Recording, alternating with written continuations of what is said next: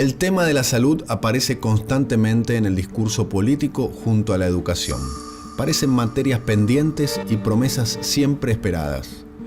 No todas las personas entienden lo mismo sobre lo que significa estar sano, así como no todos los gobiernos entendieron lo mismo a la hora de pensar políticas públicas en relación con la salud.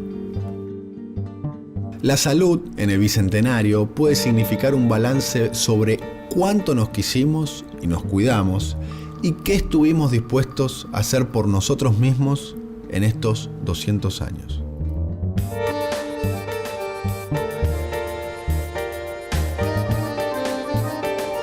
La salud pública aparecía como sinónimo de higiene social en el clima del primer centenario. La identidad nacional debía nacer a partir de una raza fuerte y sana.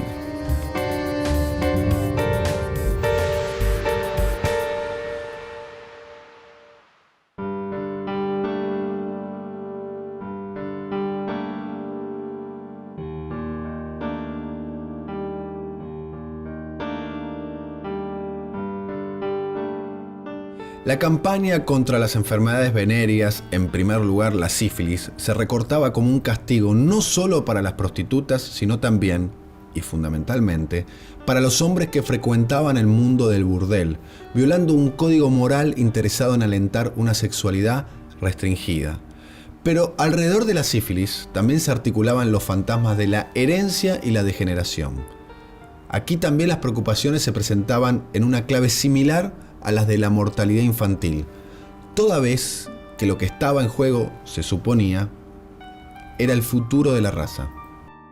En realidad, los primeros intentos de hacer cosas en relación con lo que se podría llamar salud pública tuvo sus inicios allá por comienzos del siglo XIX. Es una historia compleja que tiene además que ver con cómo se decide en salud, quién decide, cómo decide y por qué decide en salud. Por ejemplo, uno tendría que recurrir a los inicios del sanitarismo en el siglo XIX, cuando el capitalismo se inicia en Inglaterra con la industria textil, por ejemplo. La denuncia de los inspectores es que en esos lugares trabajan chicos de corta edad, de 10, 12 años, y que trabajan 12, 14 horas diarias. Se los empieza a cuidar cuando se dan cuenta que se le están muriendo demasiados chicos y que no hay suficientes chicos para reemplazarlos. Se empezaban a quedar sin trabajadores y entonces esto es lo que lleva a incorporar estos nuevos hechos, la construcción de hospitales, el cuidado de los chicos, el descanso, etcétera, etcétera, que culmina, por supuesto, con la lucha por las 8 horas de trabajo. Lo que fue después el Ministerio de Salud se creó muy posteriormente, se creó con el primer gobierno de Perón. Hasta entonces de la sanidad se ocupaba el Ministerio de Relaciones Exteriores, nada menos, digamos, porque tenía que ver con estas relaciones exteriores económicas que eran las que marcaban la dirección en estos aspectos. Después, digamos, la construcción de hospitales es otro tema que comienza ligado a los nombres de grandes médicos. Los hospitales se llaman Rawson, Ramón Mejía, Argerich, son todos nombres de médicos que tuvieron una destacada actuación en este aspecto de la creación de los principales hospitales argentinos. A fines del siglo XIX, la preocupación pública por la salud tomó cuerpo. Comenzaron a construirse los hospitales, surgió una burocracia alrededor de la salud y los médicos ocuparon el lugar de la atención, lo que desplazó paulatinamente a la medicina casera y a los curanderos. Hubo un tiempo en que se hacía lo imposible por salvar una vida humana. Hoy la vida vale menos que ese pucho que te estás por fumar.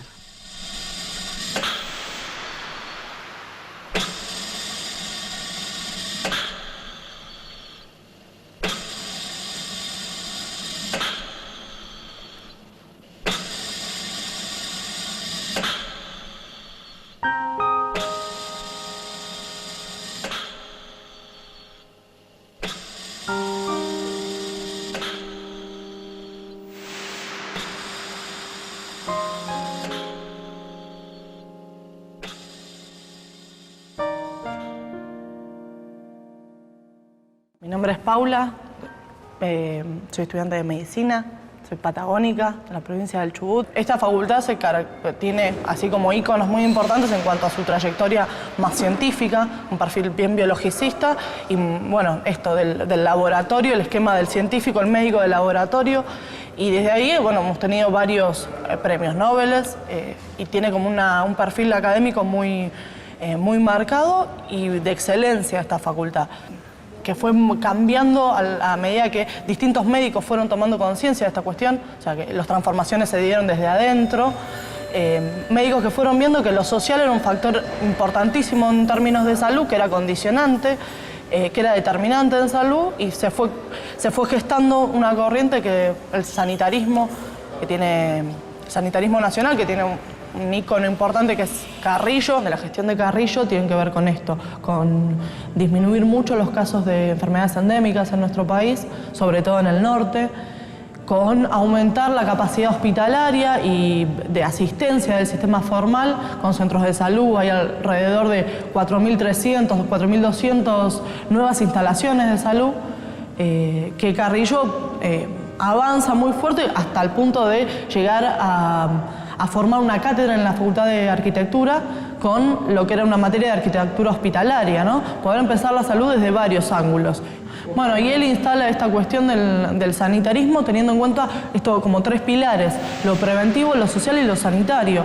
No acota la relación médico-paciente a esa cuestión más asistencial, sino que le suma el factor social, el factor sanitario, involucrando a la comunidad y al Estado como actores preponderantes también en salud, y no acotando la visión al enfermo y al médico.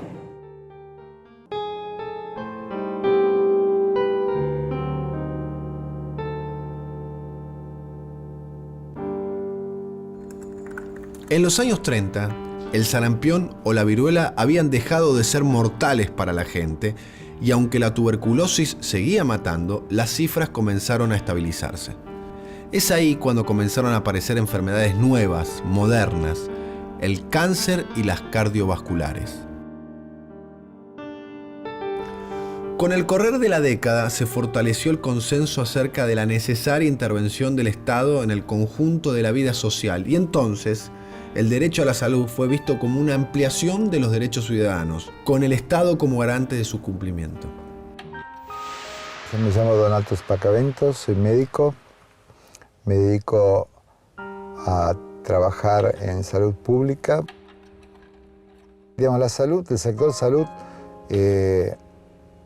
nunca escapa a la ideología hegemónica de un momento histórico. Digamos, el neoliberalismo fomentaba el individualismo, fomentaba el negocio, fomentaba el sálvese quien pueda. En los años 90 empieza a construirse el modelo, o a reconstruirse el modelo hospitalocéntrico, o sea que el hospital era el centro del sistema de salud, no la comunidad, y donde la enfermedad era el objetivo primario de toda la atención. En los 90, además, basados en estos fundamentos filosóficos e ideológicos, se avanzó también sobre los hospitales y sobre el sistema de salud, fragmentándolo. Se descentralizaron todos los hospitales que eran nacionales, pasaron a ser municipales o provinciales. Esta descentralización lo único que marcó es una mayor inequidad en salud. En términos de modelo de atención, se profundizó el modelo de atención del hospital, de la enfermedad, porque es más negocio, produce más una línea de negocios la enfermedad que no la produce la salud.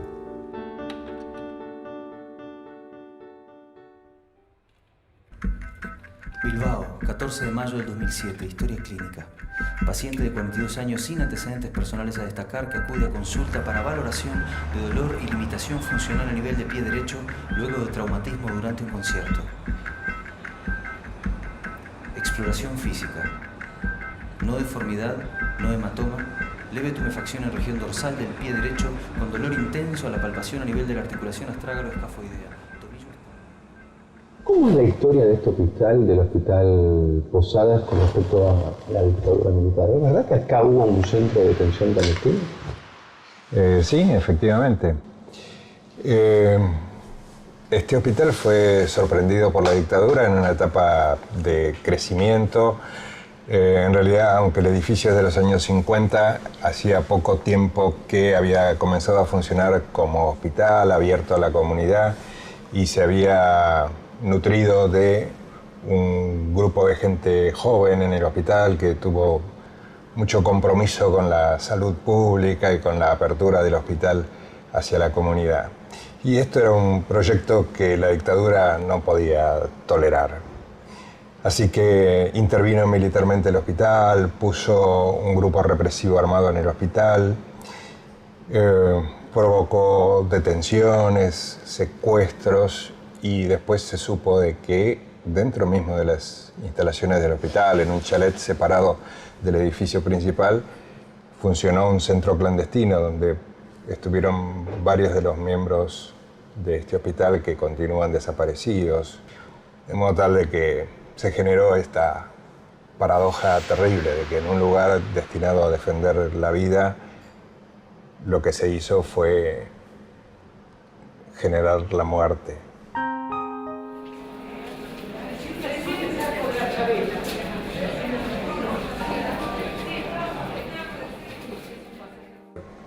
¿Cómo se transformó el nivel de consultas en los últimos 30 años en el hospital, digamos? ¿Qué consultaba hace 30 años los pacientes de la zona y cuáles son las afecciones nuevas? Este hospital se caracteriza por atender a una cohorte muy importante de pacientes graves y complejos. Las enfermedades están altamente ligadas a los procesos sociales y económicos, no solamente a las cuestiones biológicas, y además hay enfermedades reemergentes y enfermedades nuevas. En las últimas 2 décadas la epidemia de VIH-Sida, el devenir y los picos y descensos de la tuberculosis y de otras enfermedades antiguas, así como la aparición de otras como el hantavirus, el dengue, que no existían previamente. El mutualismo obrero, las sociedades de socorros mutuos de las colectividades, los círculos de obreros católicos, todo eso creció alrededor de un Estado y finalmente impuso en él una visión global y solidaria de la salud. La existencia tanto de las obras sociales como de las prepagas hoy demuestra no solo el énfasis y la preocupación social por la salud, sino a su vez los límites del Estado para satisfacer esa demanda. El factor social, el factor de la vida, la estructura de vida, ¿determina, condiciona, influye en las problemáticas de salud de nuestra gente? Sí, claro que sí. Digamos, si uno tiene muchas otras cosas de las que preocuparse, que son mucho más graves que esto, la gente no cree que la presión arterial realmente pueda llegar a hacer algo que le puede llegar a causar un problema muy grave, que lo puede dejar inválido, que la familia después lo tenga que cuidar. La diabetes sí, es algo de lo que se murió mi mamá o mi abuela, pero... Y si yo tengo, bueno, de algo me tengo que morir, entonces como que tienen otras cosas de preocuparse, por ahí no tienen trabajo, entonces, digamos, no se cuidan, no se interiorizan. Claro, lo que dice la Comunidad Central, fíjense que en todos los datos de las últimas 24.000 personas que pasaron por los campamentos de cuidarse en salud, el 20% no había concurrido a ninguna atención médica de cuidado en los últimos 2 años. ¿Qué podemos decir acerca del rol del Estado, las organizaciones y la sociedad con respecto al tema de la salud? Hay que hacer cambios estructurales profundos en el sistema de salud. Hay que cambiar esta visión hospitalocéntrica que tiene sucursales, que son los centros de salud en los barrios, pero que tienen la misma metodología del hospital llevado a los barrios, y cumplir con la normativa de Alma Ata de trabajar extramuros, trabajar en la sociedad. ¿Y cómo es la situación de los infantes? ¿Cómo es la situación de la infancia, de los jóvenes y de las mujeres pobres en la Argentina con respecto a la salud? No se puede despegar de este esquema que hablamos recién, digamos, ¿no es cierto? Tanto los infantes, las mujeres jóvenes, como los sectores más vulnerables, que son por ahí las personas de mayor edad, ¿no es cierto?, están dentro de esta situación si pertenecen a los sectores excluidos del sistema de salud, ¿no es cierto? Obviamente no tienen una respuesta por parte del sistema, se automedican, sobreviven sin ninguna condición o ninguna posibilidad de prevenir y de cuidar su propia salud.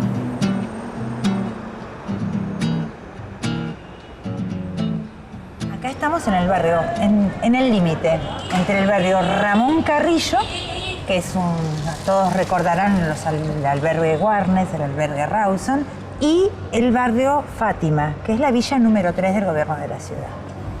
¿Y cuál es el principal tema que tienen con la salud aquí en este barrio? Mira, son varios los temas. Si pensamos en una salud integral, vos podés hablar desde la vivienda, el tipo de vivienda, la cantidad de personas que viven en una casa, porque no es lo mismo una vivienda de un ambiente con 2 personas a una vivienda de un ambiente con 10 personas. Entonces, este es un tema de salud de todo tiempo, por supuesto. Después, el tema de parar la olla. Por suerte, los comedores siguen funcionando todavía. Entonces, bueno, de alguna manera la alimentación se puede ir cubriendo por este lado. Pero parar la olla hoy por hoy es caro y no todas las familias pueden comer 2 o 3 veces por día y los fines de semana también. Si no fuera por los comedores, muchas familias acá no comen. ¿Y cómo empezaste a trabajar como promotora de salud territorial? Mira, me gusta ese nombre. En realidad yo soy enfermera generalista. Bien. ¿Qué quiere decir esto? Quiere decir que nosotros estamos de alguna manera preparados para trabajar en un primer nivel de atención. Primer nivel de atención significa trabajar en forma integral con las personas desde distintos sectores.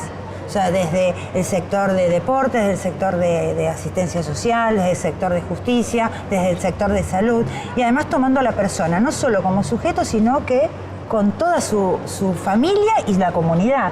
Entonces, bueno, uno patea mucho el barrio, digamos. No es que estás solamente preparado para trabajar dentro de una institución, sino que estás preparado para trabajar fuera de la institución. ¿El tema de las adicciones acá es un tema más médico o más social, digamos? ¿Cómo lo haces a propósito la pregunta? Es un tema social. La adicción es un tema social.